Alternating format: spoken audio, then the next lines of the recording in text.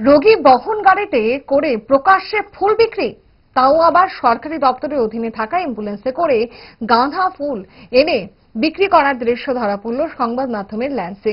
এমনই চাঞ্চল্যকর দৃশ্য দেখা গেল বুধবার বিশালগড়ের ব্রিজ চৌমুহনী এলাকায়।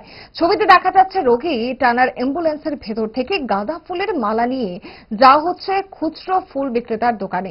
দোকানি জানিয়েছেন, গাড়িটি কেন্দ্রীয় সংশোধনাগারের। প্রকাশ্যে ছবি দেখে সংশ্লিষ্ট বাজারের অনেকেই নিন্দা বন্ধ করতে শোনা গেল।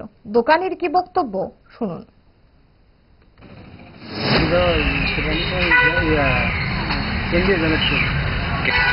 হ্যাঁ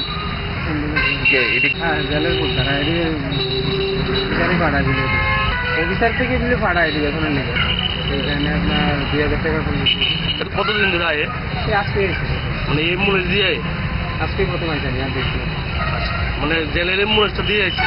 হ্যাঁ এটা দিয়ে আমি আপনার দোকানটা কোনখানে? দোষ আপনার ফুড হ্যাবিটে নয়, ভেজালে।